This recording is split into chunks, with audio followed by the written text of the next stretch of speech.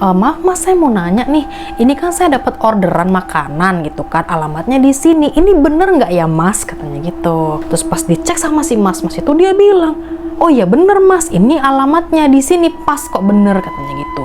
Emang atas nama siapa mas orderannya gitu kan? Nah, abang ini bilang, iya nih saya dapat orderan atas nama Sumini. Gitu, mas, mohon maaf nih, bukannya saya gimana-gimana, tapi saya cuma mau bilang sebenarnya rumah ini itu sudah lama kosong, dan Sumini yang abang maksud ini sebenarnya orangnya sudah nggak ada.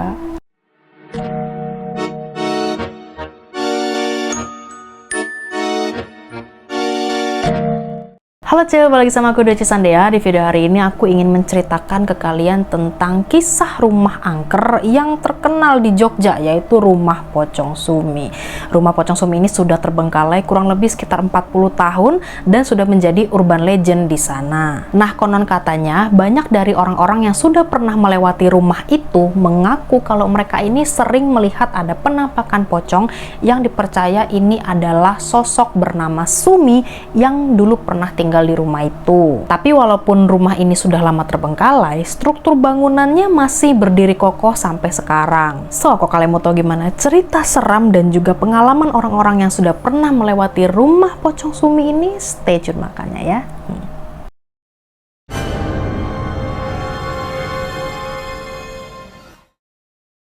Oke, jadi rumah Pocong Sumi ini terletak di kota gede, tepatnya di Desa Jagalan, Kabupaten Bantul, Yogyakarta. Walaupun ini judulnya adalah rumah terbengkalai, tapi masih ada orang yang menjaga. Rumah ini dulu dibangun di tahun 1860 dan dimiliki oleh seorang menteri di zaman Soeharto. Nah, setelah pemilik rumah ini sudah meninggal dan rumah itu kosong, sempat ada beberapa orang yang menempati rumah itu, tapi tidak ada yang betah lama-lama tinggal di sana. Ayo, kenapa kira-kira? Karena sudah banyak yang gak betah tinggal lama di sana, akhirnya rumah ini pun dibiarkan terbengkalai dan tidak juga dijual. Kenapa? Karena rumah ini sebenarnya masih menjadi hak waris dari 3 anaknya menteri tadi. Tapi, walaupun ini judulnya adalah rumah warisan, nyatanya tidak ada satupun dari mereka yang mau tinggal di rumah itu. Nah, menurut dari penuturan orang-orang yang pernah melewati rumah Pocong Sumi ini, mereka mengaku kalau mereka ini pernah melihat ada penampakan pocong di teras rumah, apalagi di atas jam 10 malam. Ya iyalah, masa 10 pagi? Gak tau juga deh, siapa tau dia nongolnya pagi juga kan. Ngeri juga sih walaupun pagi ya. Tapi katanya sosok pocong ini sebenarnya tidak mengganggu. Dia ini hanya melihat orang-orang yang lewat di sekitar sana gitu loh. Tapi ya tetap aja lah walaupun dia tuh cuma ngeliatin kayak nih, dia ngeliatin. Terus orang-orang yang lewat ngeliat dia. Terus mereka saling lihat-lihatan. Mereka saling bertatap-tatapan. Ya kalian ngeri gak sih diliatin sama pocong? Lalu kenapa rumah ini disebut sebagai rumah Pocong Sumi? Nah, ini kita kilas balik dulu ke masa lalu ya. Di tahun 1935, ada seorang pasangan suami istri yang pernah tinggal di rumah itu dan istrinya bernama Sumini. Lalu di suatu hari, suaminya ini harus pergi malam-malam karena dia ini kayak ada urusan bisnis gitulah ce. Sebelum pergi, suaminya ini sempat memberikan pesan ke istrinya. Dia bilang kurang lebih kayak gini, Dek, kalau misalkan nanti Mas nggak ada di rumah dan ada orang yang ketok-ketok pintu, apalagi di malam hari, jangan dibukain ya. Takutnya itu orang iseng atau bahkan orang jahat. Istrinya bilang, oh ya Mas, nggak akan aku bukain kok. Tanyakan, ya udah. Setelah dari situ suaminya pun pergi. Nggak lama dari suaminya pergi, tiba-tiba Sumini ini mendengar ada suara ketukan pintu. Nah, kalian tahu nggak yang ngetok pintu tuh siapa? Ternyata di luar itu sudah ada 3 orang yang ternyata orang-orang ini adalah maling. Mungkin ada yang mikir kenapa kalau maling ngetok-ngetok gitu. Ya mungkin bisa jadi mereka pengen mantau kira-kira di rumah itu ada siapa gitu. Atau mereka sebenarnya udah tahu atau udah mantau dari jauh dan melihat suaminya si Sumini ini udah pergi sehingganya dia yakin kalau oh berarti Sumini udah sendirian gitu di rumah. Bisa jadi kayak gitu kan. Sebenarnya awalnya Sumini ini tidak membukakan pintu. Jadi mereka ngetok berulang kali tuh sama Sumini tuh dibiarin aja gitu loh. Tapi karena mereka merasa Sumini ini tidak merespon, mereka menggunakan modus ya sambil ngetok pintu. Mereka mengatakan kalau suaminya Sumini itu kecelakaan. Karena Sumini khawatir dengan kabar yang dia dengar, akhirnya pintunya pun dibuka sama dia. Dan kalian tahu apa yang terjadi? Begitu pintunya dibuka, semua orang itu langsung masuk ke rumahnya Sumini dan langsung menjarah semua hartanya dan melecehkan Sumini juga. Dan setelah itu dia dihabisi oleh mereka semua dengan cara dicekik. Nah, sejak saat itulah rumah itu menjadi kosong dan banyak makhluk astral yang menempati rumah itu. Ya, namanya rumah lama terbengkalai kan pasti iyalah gitu ya, banyak gitulah makhluk-makhluk yang kayak, oh ini kosong nih gitu. Jangankan kosong, ada orangnya aja di rumah itu, ada makhluk astralnya, karena kita ini berdampingan sama mereka gitu loh. Ya udah, gak usah dibahas ya. Takut saya.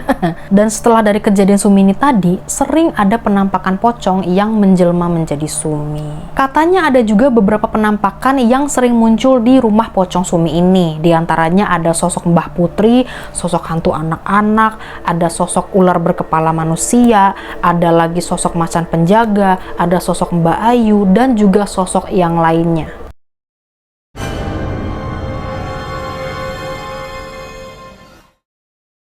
Aku yakin banyak dari kalian pasti nggak asing dengan beberapa cerita-cerita pengalaman ojek online yang pernah mendapatkan orderan fiktif. Nah, ini ada juga cerita dari rumah pocong Sumi.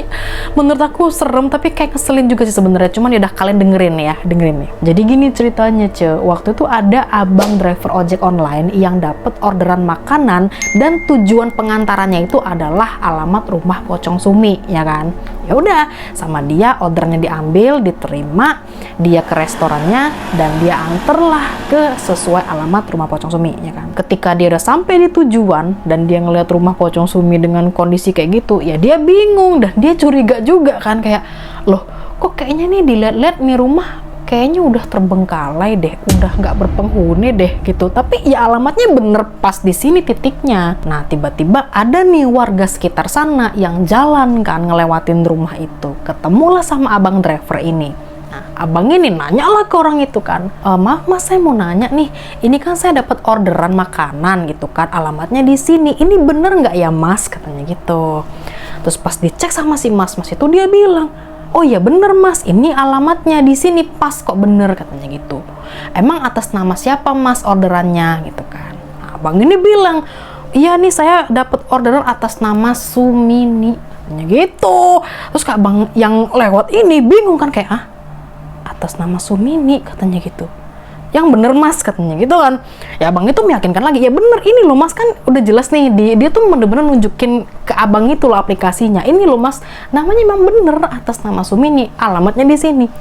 Dengan perasaan nggak enak campur aduk, si abang tetangga ini ya, si abang tetangga ini dia ngomong ya sebenarnya, mas, mohon maaf nih, bukannya saya gimana-gimana, tapi saya cuma mau bilang, sebenarnya rumah ini itu sudah lama kosong, dan Sumini yang abang maksud ini sebenarnya orangnya sudah nggak ada.